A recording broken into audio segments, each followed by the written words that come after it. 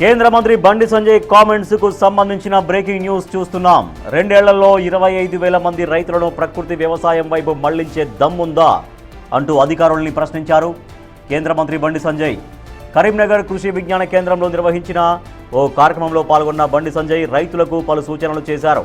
Parliament నియోజకవర్గం వ్యాప్తంగా 25,000 మంది రైతులు ప్రకృతి వ్యవసాయం చేయాలన్నారు. కెమికల్స్ కలిపిన తిండి తినడం వల్ల గతంలో 90 ఏళ్ల వయసులో రాని రోగాలు ప్రస్తుతం 16 ఏళ్లకే వస్తున్నాయన్నారు. అధిక లాభాల కోసం ఆతృతపడి ఎరువులు వాడుతున్నారన్నారు. దీంతో భూమి సర్వనాశనమై ఇలాగే ఉజ్బెకిస్తాన్కి అడుక్కు తినే పరిస్థితి వచ్చిందని, ప్రస్తుతం తెలంగాణ పరిస్థితి కూడా భయంకరంగా మారిందన్నారు. 20 ఏళ్ల నుంచి చిన్న జ్వరం కూడా లేని తాను హైదరాబాద్ పాలు దాగి 3 రోజులు మంచం పట్టానని అన్నారు బండి సంజయ్.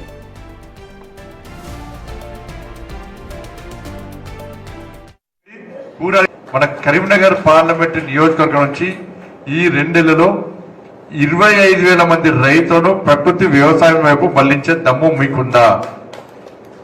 పక్క టార్గెట్ సక్సెస్ పక్కా మళ్లిస్తాను.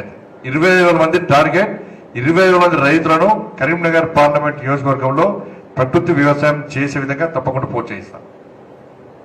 ఎందుకంటే ఒకరు గుర్తుంచుకోవాలన్నా, మనం పైసలిచ్చి రోగాన్ని తెచ్చుకుంటున్నాం.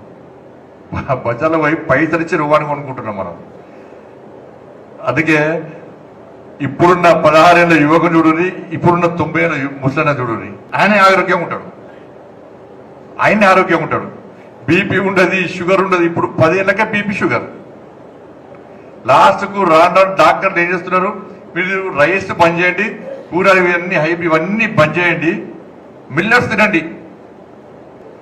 ఎరువులు వాడడం వలన అధిక పంట కోసం ఎక్కువ పంట రావాలి, ఎక్కువ పైసా రావాలని చెప్పి ఆతృతపడి ఎక్కువ ఎరువులు వాడడం వలన భూమి మొత్తం సర్వనాశనం అయిపోయి ఇలా ఉజ్బెకిస్తాన్ పరిస్థితి అడక్కదినే పరిస్థితి వచ్చింది. వాళ్ళు ఎక్కువ దిగుబడి కోసము, ఎక్కువ ఆదాయం కోసము ఆతృతపడి ఎక్కువ ఎరువులు వాడడం వలన ఇవాళ ఆ పంజాబ్ మొత్తం కూడా క్యాన్సర్. భారతదేశంలో అత్యధిక క్యాన్సర్ రేటు ఉన్న రాష్ట్రం ఏది అంటే పంజాబ్. ఈ ఆలోచించండి.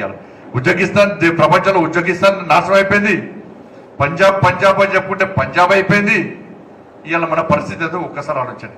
తెలంగాణ కూడా 4వ ప్లేస్లో 5వ ప్లేస్లో ఉంది నాకు తెలిసి. అంతేనా సార్? మన పరిస్థితి కూడా అదైతే లాస్ట్.